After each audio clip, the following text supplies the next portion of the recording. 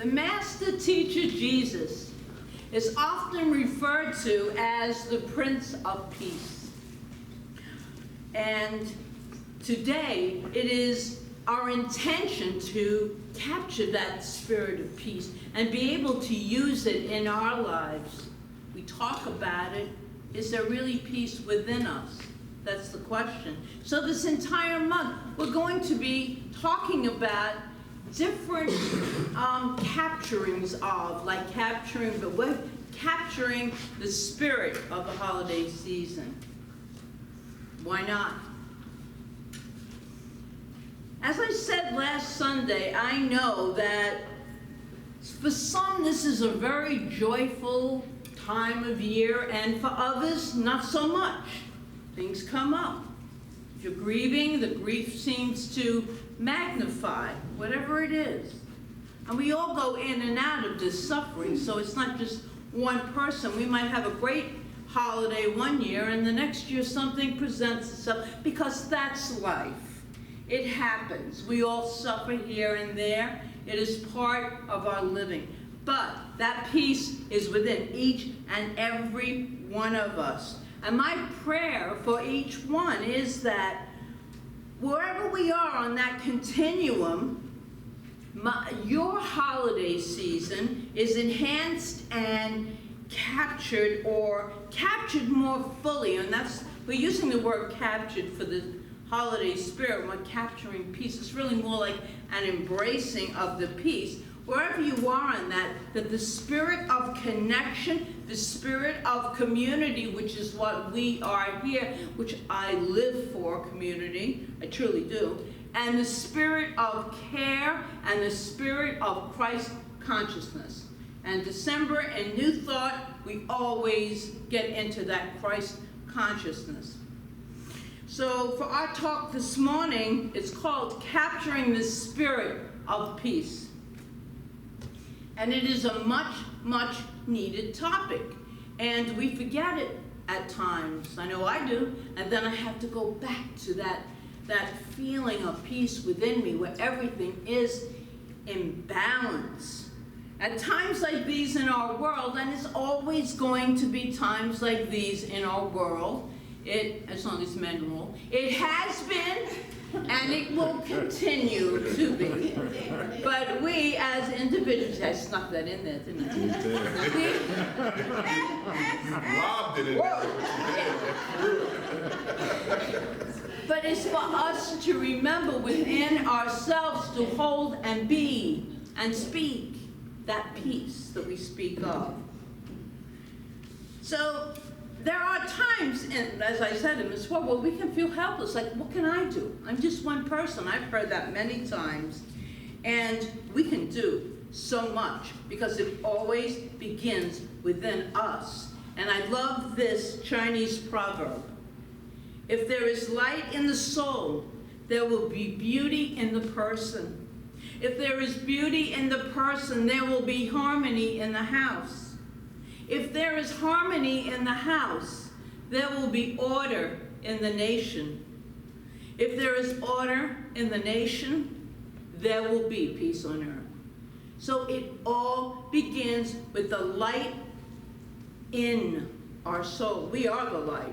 We are God. We are God expressing here in human form. So this morning I want to offer 7 practices of peace that will hopefully help us to remember to turn on the light in our soul. They are from Deepak Chopra's book, Peace is the Way.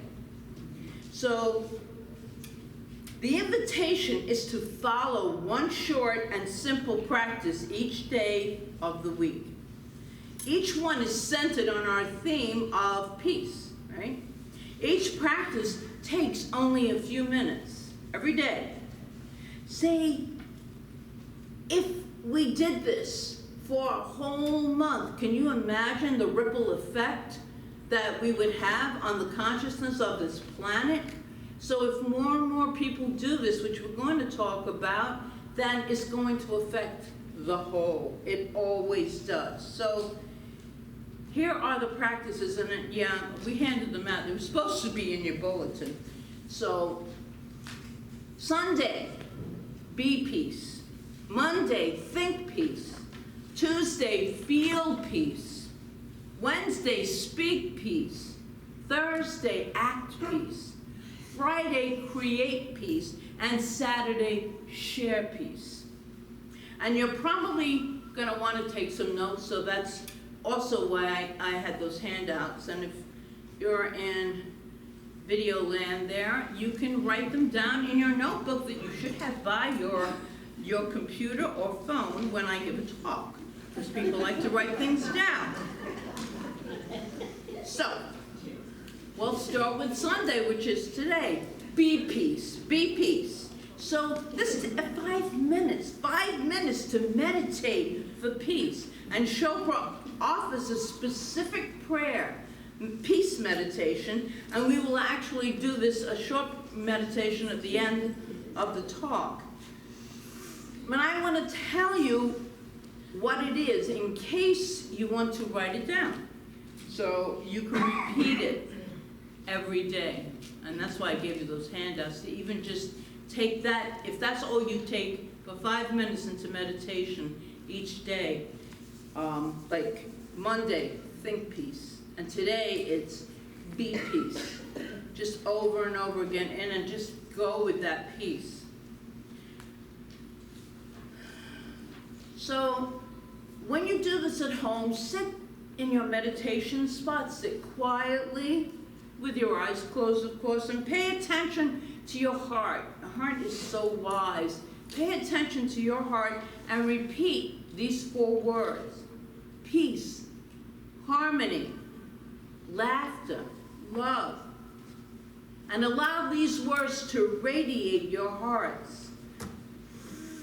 Your heart stillness out and in your body, and do that for 5 minutes. And the words are peace, harmony, laughter, and love. And as you end your meditation, say to yourself, today I let go of all resentments and grievances. Woo, that's a load. Today I let go of all resentments and grievances, because I'm sure we might have 1 or 2. And then bring to your mind anyone against whom that you might have a grievance, and make a choice today to let it go. Just be peace. You don't have to make sense of it, because most people do not make sense. I have found in my life. This morning is one of those mornings where you get these texts. I mean, it's Sunday morning. They all know I'm a minister, I'm prepared. I get texts from you. This stuff makes no sense, and I'm like, I'm talking about peace, so just breathe in and be that peace. We have to do this, because this is every day for every one of us. No one is left out of that. So, make a choice to let it go and forgive if you can.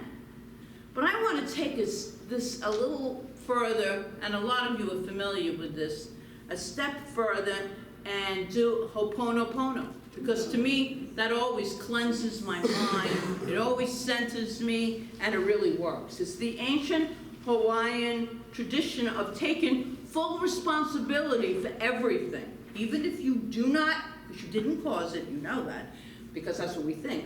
And if it's in your life, you take full responsibility for it. Don't go into the story and it's, I'm sorry, I love you, I forgive you, thank you. I'm sorry, I love you, I forgive you, thank you.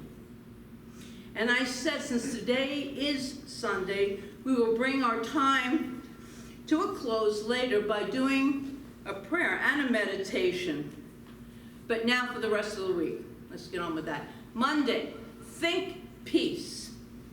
On Monday, stand guard to the portals of your mind, as Emerson so perfectly said. See what's going in and out. And if ever during the day you feel fear, frustration, upset, or anything that disturbs your peace of mind, please repeat these. Well, I'm going to have you repeat them right now. Repeat this after me now. Let me be loved. Let me be loved. Let me be happy. Let me be happy. Let me be peaceful. Let me be peaceful. And you can write that down. Let's do it again. Let me be loved. Let me be loved. Let me be happy. Let me be happy. And let me be peaceful. And let me be peaceful. But the practice doesn't stop there. After saying, let me be loved, let me be happy, let me be peaceful, let my friends be loved, happy, and peaceful. Let my perceived enemies be loved, happy, and peaceful. Let all beings be loved, happy, and peaceful. Let the whole world experience these things. And use these words however many times that you need during the day to return to center.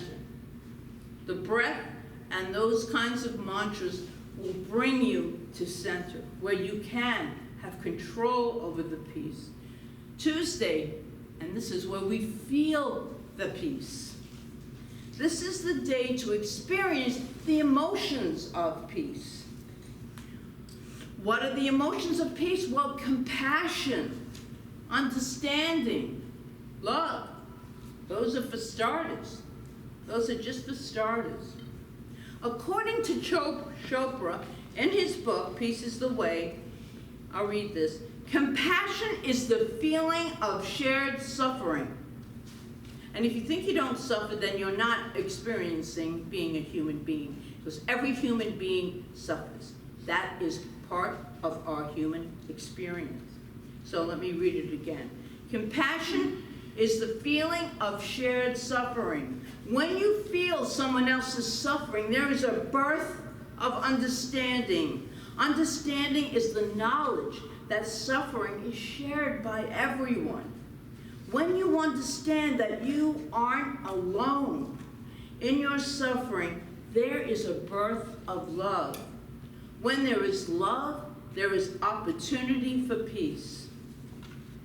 So let me just share this story, and I know I've shared it before, but it's so perfect for compassion.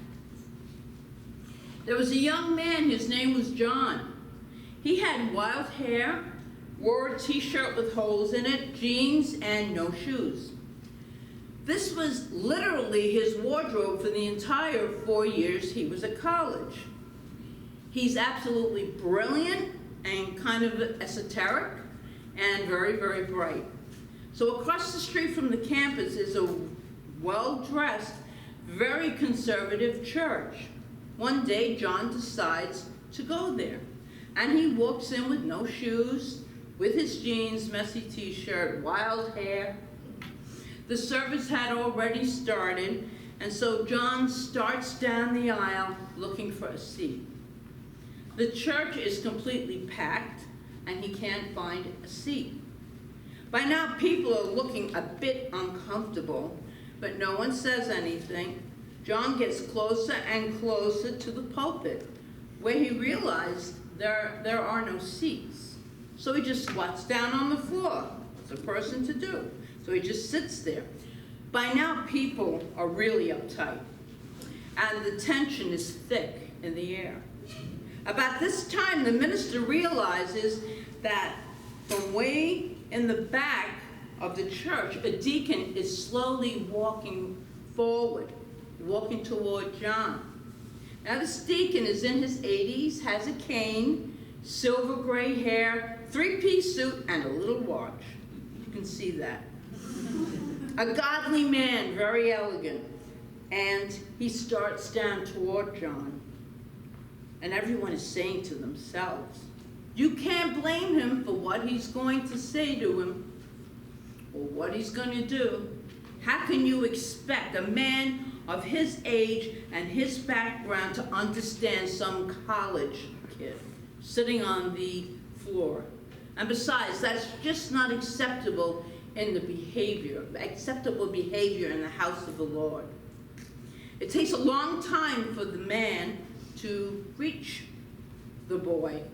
The church is utterly silent except for the clicking of the cane as the man, the deacon, is walking down the aisle. All eyes are focused on him. You couldn't even hear breathing. It was so quiet. Even the minister is silent. And now they see this elderly man drop his cane on the floor. With great difficulty, he lowers himself and sits down next to John to worship with him so he won't be alone. Everyone chokes up with emotion. When the minister regains control, he said, "I was about to preach about compassion, understanding, and love, but you probably wouldn't remember any of it. But this action that just took place on compassion, you will always remember." So the compassion, having compassion for people when they cannot have any for themselves, when we can hold that, that is such a sacred gift that we give to them, and we also give it to ourselves because there's only one, right? There's only one. So as we give that, we are expressing the love of God. So Wednesday, speak peace. Today, Wednesday, we set peace, and we set this intention. Today, every word I utter will be chosen consciously. I will refrain from complaints, condemnation, and criticism. That's a tough one. You might want to carry that. I'm going to carry that one around with me. Can't complain about anything. But no, it's important because we're creating out of our complaints. I mean, I even know that when I do that, and I'm sure a lot of us do. So have that somewhere where you can really hold on to it. Set the intention to consciously choose every word you utter. Refrain from complaints, condemnation, and criticism. But that doesn't take it far enough. Also on Wednesday, do at least one of the following or something in kind. Tell someone how much you appreciate them. Express genuine gratitude to someone who has helped and loved you. Offer healing or nurturing words to someone who needs them. Show respect to someone you value. And anything like that you can feel that day to do. A smile to a complete stranger. I say that a lot because it changes the whole dynamics of any interaction. I don't care if you're in the bank with an angry teller or where you are. That smile will change everything. It's an act of compassion and kindness. So Thursday, act peace. Today is the day to help someone, a child, a sick person, someone older or frail that may need help in many different forms, that really help someone. Bring a smile to a stranger's face. If someone acts in a hurtful way, respond with a gesture of loving kindness. And send an anonymous gift to someone. I know Martha Creek does that all the time. If you're listening, Martha, thank you. She is always sending me cards, and I know she's doing it for so many. And little gifts, you never know when they're coming. It's an act of real compassion and kindness. It's such a beautiful thing to do. And offer to help without even being asked to. Or help someone and not expect anything. I've learned that over the years, even when you give gifts. Don't expect gratitude. Do not do it for that reason. Just do it out of the kindness of your soul. Doing it for you, and you're spreading peace. And then Friday is to create peace. And come up with at least one creative idea to resolve a conflict you might be having or someone else's, either in your personal life or your family circle or among friends. You may change an old habit that isn't working. look at someone in a new way and offer words that you never offered before. Just something really kind that you've never offered before.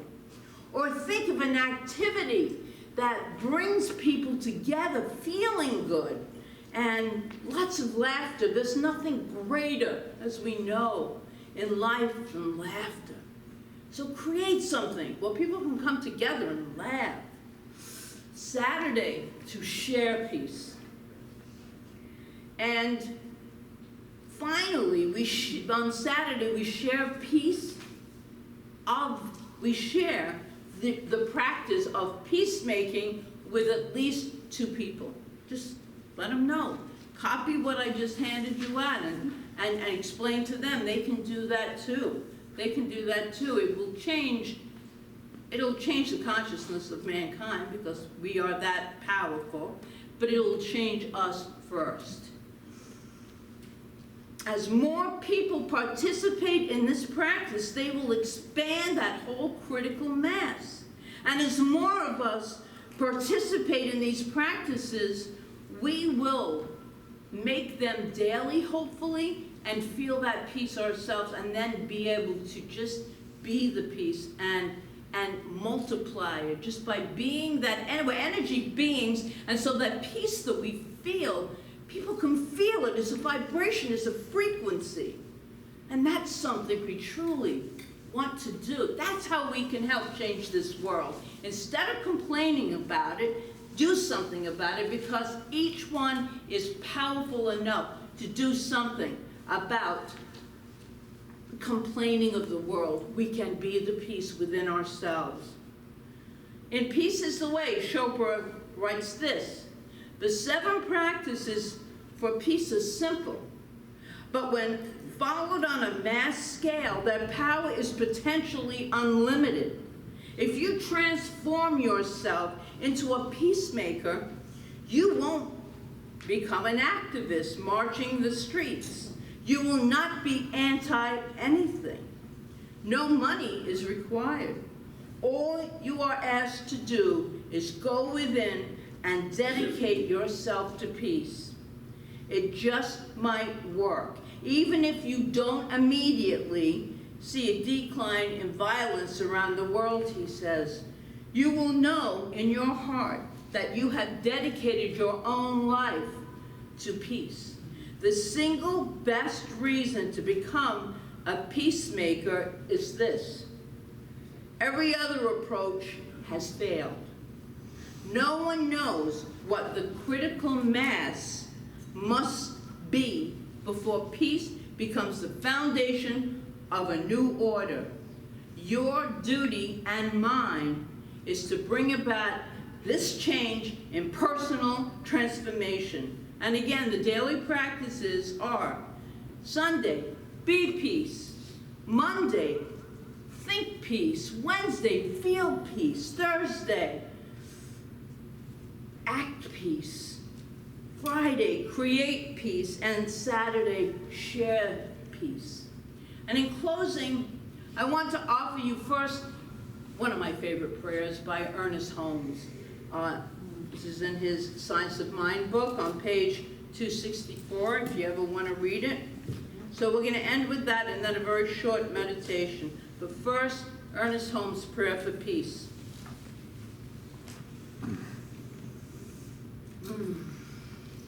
I am the Christ, the son, daughter of the living God within me. I am the principle of peace within me. I am the manifestation of love within me. My mind is poised in peace and beauty. All sense of fear or doubt is gone. I rest in calm trust and rely on the law of spirit to bring good into my experience. I am filled with wonderful peace and light. I live in the eternal now, which is filled with good alone. Goodness and beauty follow me. Peace and joy accompany me. Happiness and wholeness fill my entire being, and the realization of love and perfection. I am the Christ, the Son, the daughter of the living God within me. This inner mind is now divine and complete. It has no worries and no fears. It is whole, complete, and satisfied. I look back over all previous experience and find that it was good, very good. I look forward to the future and find that it is good, very good. I look at the present and find that it is also good and very good. God is in all, over all, and through all. I am Christ, the son, daughter of the living God within me. I am the principle of peace within me. And now I invite us all just to take a nice deep breath. Close your eyes. Put your attention on your heart. And inwardly repeat these 4 words. Peace, harmony, laughter, love. Allow these words to radiate from your heart's stillness out into your body. Peace, harmony, laughter, love. And then say to yourself, today I relinquish all resentments and grievances. Just let them go. And bring right now into your mind anyone whom you have a grievance with. And let it go. Offer that person, I repeat that, offer that person Ho'oponopono by saying, I am sorry, I love you, I forgive you, thank you. I am sorry, I love you, I forgive you, thank you. And so it is, and so we let it be.